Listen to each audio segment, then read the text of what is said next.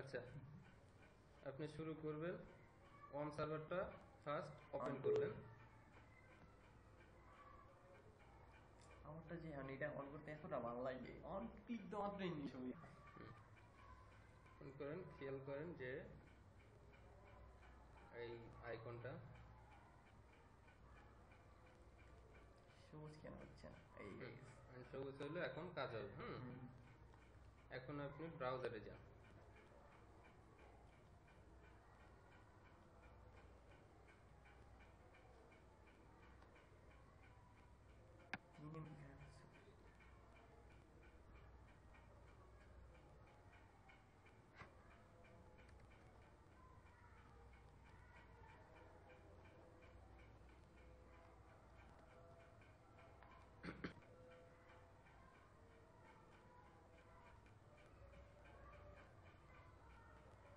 এখানে আপনি টাইপ করুন লোকাল হোস্ট।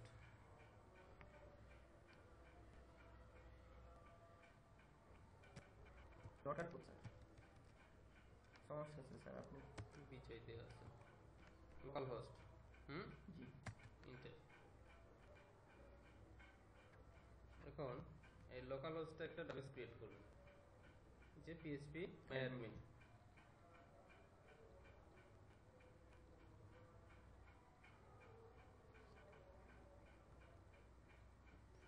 এখন এই জায়গায় একটা ডাটাবেস ক্রিয়েট করুন।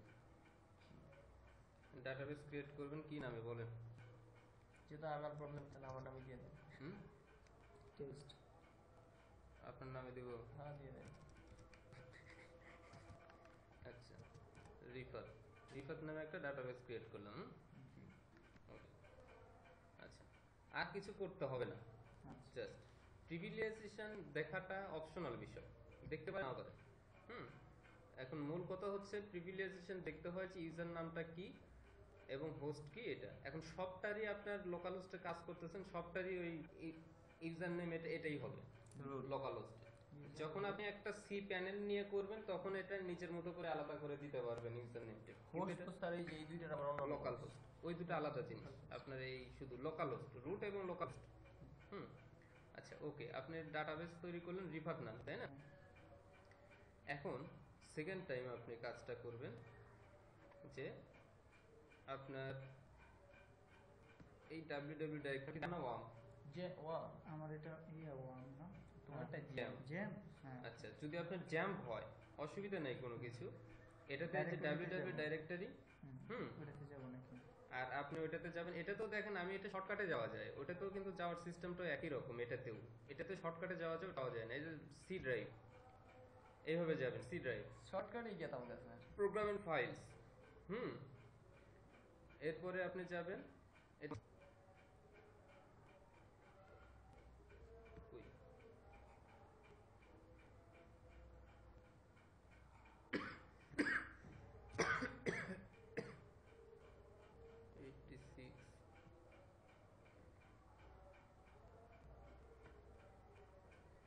কই? ও আচ্ছা, আমার সার্ভারটা আমার যে এখানে, আমি সার্ভারটা যে এফ ড্রাইভ করছি, বুঝছেন? সি ড্রাইভ আমি সার্ভার ইউজ করি না। আচ্ছা, আপনি সি ড্রাইভে গেলে এরকম ওয়াম পাবেন। এই ওয়াম পেজে www ডাইরেক্টরিতে, আমরা ওয়াম্পের কারণে ওয়াম পেজে www ডাইরেক্টরিতে গেলাম, আর আপনার জ্যাম্পের কারণে আপনি ওখানে পাবেন জ্যাম্প। আমরা এখানে পেলাম ওয়াম, আপনি পাবেন জ্যাম্প সি ড্রাইভটাতে। জ্যাম্প এন্ড জ্যাম্পে গিয়ে আমরা যাচ্ছি www ডাইরেক্টরি, আর আপনি ওখানে যাবেন হচ্ছে htdocs এ। htdocs গেলাম, যাওয়ার পরে আপনি ওয়ার্ডপ্রেসটা এখানে পেস্ট করবেন, অর্থাৎ এখানে অলরেডি পেস্ট করা আছে। আপনি ওয়ার্ডপ্রেসটা কপি করবেন, আপনার ওয়ার্ডপ্রেসটা যেখানে আছে সেখানে যাবেন। ওয়ার্ডপ্রেসটা জায়গায় আছে, আপনি সফটওয়্যার থেকে ওয়ার্ডপ্রেস কোথায় আছে, ওয়ার্ডপ্রেস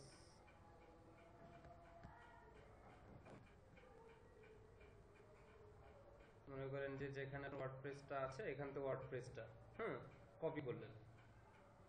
কপি করে আপনি এই যে www ডাইরেক্টরিতে এখানে পেস্ট করে দিন। ঠিক আছে, অলরেডি এখানে আছে, পেস্ট করলাম না। এখন এই জিনিসটাকে আপনি এখানে এক্সট্রাক্ট করুন। এই জায়গাতে আমি এখানে এক্সট্রাক্ট করলাম, এক্সট্রাক্ট ওখানে বলতেছে আর একটা আছে এখানে,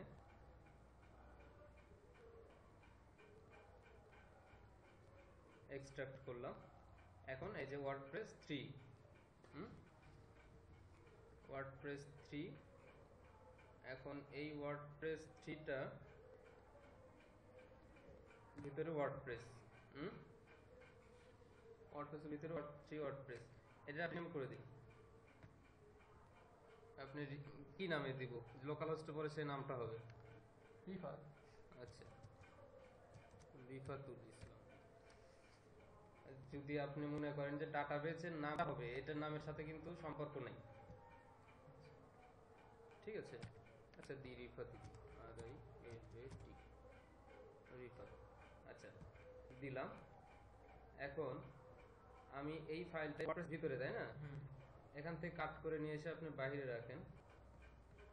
কারণ হচ্ছে যে আপনি লোকাল হোস্টের পরে শুধু একটা অ্যাড্রেসই ব্যবহার করতে চাচ্ছি। যদি আমি ওর ভিতরে রাখি তাহলে হবে হচ্ছে ওয়ার্ডপ্রেস লোকাল হোস্ট এই ওয়ার্ডপ্রেস 4.3 স্ল্যাশ তারপরে রিফাত। আমি অ্যাড্রেসটা কমে দিলাম। এই কারণে আমারটা গলত দেখাইছে। আমি লাইনটা কমাই দিলাম, দিয়ে শুধু ডাইরেক্টলি লোকাল হোস্ট তারপর থেকে রিফাত। ওকে, এখানে দেখেন আমি এখানে লোকাল হোস্ট আছে, এই জায়গা থেকে আমার ওই ভিতরে কি নামে লেখা আছে? রিফাত নামে, তাই না? ইন্টার দিলাম, ফ্রেমওয়ার্কটা চলে আসছে। ওই রিফাত নামের ভিতরে ওয়ার্ডপ্রেস আছে। কন্টিনিউ দিন। Let's go. এরপর এখানে ডাটাবেস নেম আছে কি? RIFAT, এটা আছে ডাটাবেস নেম। ইউজার ছিল কি? রুট। পাসওয়ার্ড কোনো কিছু ছিল না, সুতরাং এটা থাকবে না। এটা লোকাল হোস্ট WP আছে। Run the install. পাসওয়ার্ড দিতে হয় নাকি স্যার? পরে এই যে পাসওয়ার্ড, এখন ডাটাবেসের কোনো পাসওয়ার্ড তো তখন দেয়া হয়নি, লোকাল হোস্টে পাসওয়ার্ড দেওয়ার দরকার নেই। এখন এটা হচ্ছে কি? রিফাতুল ইসলাম সাইট টাইটেল। হ্যাঁ, সবই রিফাতুল ইসলামই। হ্যাঁ, চেঞ্জ করা যায় এটা, আইশাল্লাহ। আচ্ছা, Rifat, user name Rifat, and পাসওয়ার্ডটা দিয়ে দিই সহজ করে একটা পাসওয়ার্ড, রিফাত 1 2 3 4 5, কনফার্ম পাসওয়ার্ড এটা ইমেল স্যার। ওহো, কনফার্ম পাসওয়ার্ড স্যার ক্লিক করতে হবে।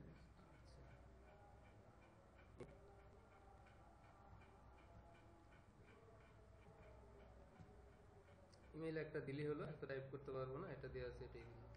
আচ্ছা, রিফাত 1 2 3 4 5। জি।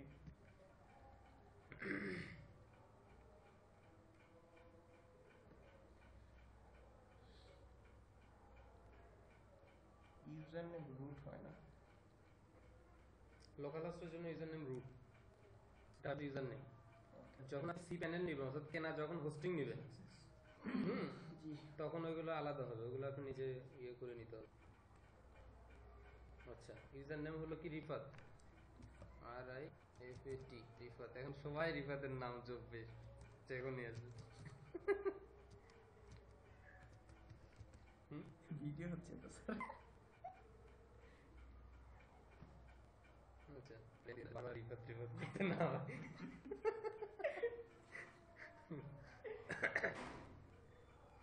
আচ্ছা, এখন এই যে একটা ফ্রেমওয়ার্ক চলে আসলো, এটা হচ্ছে ড্যাশবোর্ড, ডাইনামিক ড্যাশবোর্ড।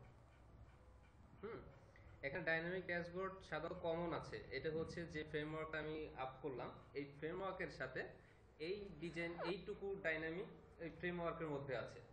এখন আপনি যে সাইটটা ডেভেলপ করবেন, যে থিমটা আপনার ভিতরে আপ করবেন, সেই থিম অনুযায়ী এই ড্যাশবোর্ডটা চেঞ্জ হবে, আলাদা হবে, অন্য অন্য অ্যাডগুলো করবেন। অর্থাৎ আপনি যে থিমটা তৈরি করতেছেন HTML, সেই থিমটা আপনি এগুলো সব থিম বাদ দিয়ে দিবেন, এগুলো কোনো কিছু থাকবে না, ঠিক আছে? আপনি যেটা ডিজাইন করতেছেন সেটার ভিতর ঢুকবেন, আর ওইটাতে আপনি যেভাবে ড্যাশবোর্ড তৈরি করবেন সেভাবে ড্যাশবোর্ডটা হবে। ড্যাশবোর্ড আমি যেভাবে দিব ইচ্ছা আমার। হ্যাঁ, এটা এটা ওদের তৈরি করা থিম আছে, আপনি এই থিমটাও কাস্টমাইজ করলে এরকম ওয়েব ডিজাইন হবে, ঠিক আছে? কিভাবে কাস্টমাইজেশন করবেন, কিভাবে চেঞ্জ করবেন, এটাও হচ্ছে একটা কোর্স। কিভাবে এদের এদের এই যে দেখেন সাইটটা কিন্তু এরকম হবে অ্যাকচুয়ালি। এখন আমি এটা সাইটটা, এই সাইটটা এরকম হবে, ঠিক আছে, এখানে স্লাইড থাকবে, এই দিক দিয়ে এই স্টাইলটা হবে। এখন এটা আমি অ্যাক্টিভ করলাম, সাইট ওইভাবে হওয়ার কথা। আমি অ্যাক্টিভ করে আমার এটা সাইট দিলাম, দেখেন কিছু হয়েছে এরকম, হ্যালো ওয়ার্ল্ড। কিছুই হয় নাই কিন্তু, ওই রকম কিন্তু কিছুই না। এখন এটাকে কাস্টমাইজেশন করে ওই রকম করা পসিবল। স্যার এই জায়গায় আমার নাম আছে না স্যার? হ্যাঁ, এখন এইরকম করা কিন্তু পসিবল, ওই সিস্টেমটা করা, অর্থাৎ ওই যে ওই সাইটটা আপনি যেভাবে দেখলেন ওই রকমই সেই সিস্টেমটা এতে দেওয়া আছে। কিন্তু এখন কিন্তু ওই রকম হয় নাই, কারণ হচ্ছে এই সাইটটা কাস্টমাইজেশন করা নাই। আমাদের কথা হবে। আপনি কাস্টমাইজেশন করতে পারেন, অর্থাৎ একটা থিম, অন্যের থিমটা আপনি কাস্টমাইজেশন করতে পারেন একটা ওয়েবসাইট করে, এটা একটা বিষয়। আর একটা বিষয় হচ্ছে যে আপনি নিজে থিম করে ঢুকাইলেন, ঢুকিয়ে সেটা কাস্টমাইজেশন করলেন, আপনি দুইটাই শিখেন। ফার্স্ট আমি এটা কাস্টমাইজেশন করা এই কারণে দেখাচ্ছি যে যাতে আপনি বুঝেন যে আপনার থিমে কি কি দরকার আছে। আপনি অন্যের থিম নিয়েও আপনি নিজে কাজ করতে পারেন, অথবা আপনার থিম দিয়েও কাজ করতে পারেন। তো অন্যের থিম, অন্যজন কিভাবে থিম নিয়ে কাজ করে, হ্যাঁ সেটাই তো আমি বলতেছি যে অন্যজনের থিম যে করছে সেটা নিয়ে যে আপনি ডেভেলপ করতেছেন, অন্যের থিমটা ডেভেলপ করতেছেন। এখন তারা কি কি করছে, আর এই কারণে আপনার থিমে কি কি করা উচিত, আপনি সেটা কিভাবে করবেন, আপনার থিম নিয়ে অন্যজন কিভাবে কাজ করবে। ঠিক আছে, এই কারণে আগে অন্যের থিমটা দেখে না। ডাউনলোড করে নিতে হবে। হ্যাঁ, ডাউনলোড করে অন্যের ফ্রি থিম, এখানে কিন্তু থিমগুলো আছে, পেইড আছে, আনপেইড আছে। শুধু থিম দিবে, কিছুই না, এইরকম একটা থিম দিবে আপনার 2000, 3000, 4000, 5000, 10,000 টাকা, কিছুই দিবে না, শুধু থিম। আর কিছু আনপেইড থিম আছে, সেই আনপেইড থিম গুলো নিয়ে আপনি দেখবেন জোড়া থিমে কি কি বিষয়গুলো রাখছে, বুঝতে পারছেন? এরকম একটা থিম আমি আপনাকে দেখাই। জি স্যার। একটা অ্যাড নিউ দিই। না, কালকে নিপুল গেলে যে টিয়া পয়সা দেয়, কালকে যেন লাইনটার নাম আমি। আচ্ছা, অ্যাড নিউ দিয়ে আমি এখান থেকে কিছু থিম, এগুলো কিন্তু ফ্রি কিছু থিম, তোমার টাকা এই দেখেন এটা কিন্তু ফ্রি থিম, এগুলো এতে দেখেন না, এগুলো কিন্তু ফ্রি থিম। স্যার কইছেন অ্যাড নিউ থিম, আমরা ডাইরেক্ট ঢুকে গেলাম। হ্যাঁ, থিমে যে আমি অ্যাড নিউ দিলাম, এগুলো কিন্তু এক একটা থিম। এখন এরকম থিম তৈরি করবেন, আর ওদের তৈরি করা আছে, ডিজাইন ডেভেলপ করা নেই। আচ্ছা, এরকম একটা থিম আপনি কাজ করেন, এটাকে ইনস্টল। আমি ফেসবুকের মধ্যে একটা জিনিস আবিষ্কার করতে চাইতেছি, যেটাতে শুধু জাস্ট আমাদের ফ্রেন্ডরা থাকে, আর কারো দরকার নেই। আস্তে আস্তে প্রমোটিং হইতে হয়তো হবে না, হলে দরকার নেই। Download failed. There are no transport available which can complete the requested request. কারণ হচ্ছে যে এটা HTTP যেটাতে করা আছে লোকাল হোস্টে HTTP, এই জন্য নিচ্ছে না। তো স্যার কি করতে হবে? আচ্ছা, এই জন্য করতে হবে হচ্ছে যে আমি আমার কিছু ডাউনলোড করা আছে, আপনাদের দেখানোর জন্য কিছু ডাউনলোড করে রাখছি, ওইটাতে আপনারা ডাইরেক্ট অনলাইন থেকে করতে পারেন। HTTP পাচ্ছেন থিম, এটা হচ্ছে আপনার পিসিতে যদি কোনো থিম থাকে।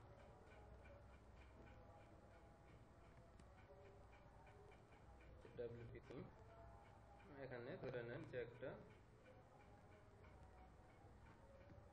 আপলোড করলাম রার ফাইল, হ্যাঁ zip file, zip file unzip করলেন, আনজিপ হবে না, এটা আনজিপ ওইভাবে ইনস্টল দিলো। আচ্ছা, ইনস্টল হলো, থিম ইনস্টল সাকসেসফুলি। এই থিম আবার আনজিপ করে হবে না, জিপ ফাইলে দিতে হবে। এই যে এটা মনে করেন যে ভিতর ঢুকতে দেখছেন, এটা কিন্তু বাইরে ছিল, আপনি যে থিমটা তৈরি করতেছেন HTML এটা দিয়ে ওই রকম বাইরে থাকবে, ওইটা আপনি ভিতরে ঢুকাই দিলেন। ঠিক আছে, এটা হয়ে গেল। এখন এটা অ্যাক্টিভ আছে, এগুলো অ্যাক্টিভ নাই, অ্যাক্টিভ ফটো বলতেছে। এখন দেখেন আপনি এই সেটটা কেমন হয়। ভিউ সাইট কপি দা লিংক, এটা টেক্সট আর আমার নামের কত দাম। এখন শুধু এটা আছে, আপনার এই স্টাইলগুলো থাকবে। একটা স্টাইল হলো, এখন এই স্টাইলটা আপনি সাজাবেন, স্টাইলটা সাজালে এইরকম সাইটটা হবে। আর কিভাবে কাস্টমাইজেশন করবে দেখেন আপনি, যে এই যে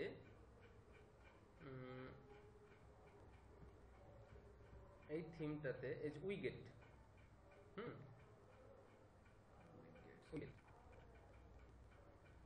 এই উইগেট হচ্ছে primary sidebar widget, secondary sidebar header, এই সবগুলো উইগেট করছে না, এই যে একটা দুটো তিনটে চারটে সবগুলো উইগেট। দেখেন আপনি খেয়াল করেন কিন্তু অনেকগুলো উইগেট। আচ্ছা, আমি থিমটা চেঞ্জ করব, শুধু খেয়াল করেন যে এখানে কতগুলো উইগেট। এটা আমি আগের থিমটা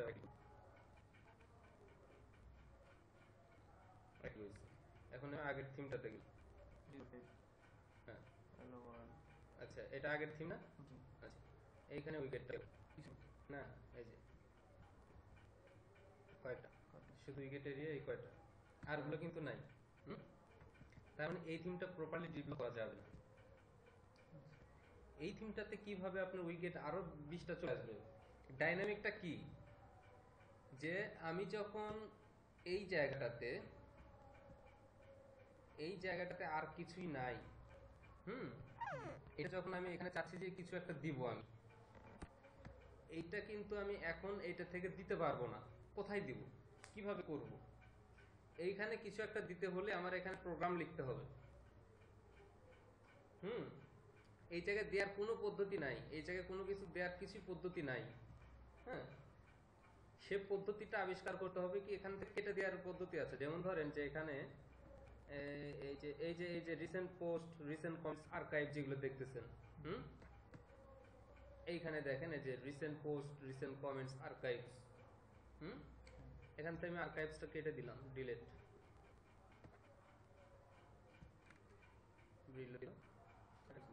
আর্কাইভস নাই। ঠিক আছে, তার মানে এটা হচ্ছে ডাইনামিক। এখন যদি স্ট্যাটিক হতো তাহলে আর্কাইভসের জন্য একটা প্রোগ্রাম লিখে তারপর নিয়ে আসতে হতো, কিন্তু এখানে নিয়ে আসতে হচ্ছে না, কারণ এটা ইউজাররা এখানে সাধারণভাবে এইখানে একটা এই জায়গায় যে আর্কাইভসের সিস্টেম আছে, ওই আর্কাইভসটা নিয়ে যে দিতে পারে ওখানে। এই যে আর্কাইভসটা নিয়ে এসে এভাবে সেট করে দেয়। টাইটেলে লিখলো যে টাচ হিয়ার, হুম, লিখে দিল। তো এখানে লিখে দিল, এখানে আর্কাইভসের পরিবর্তে সেভ করি,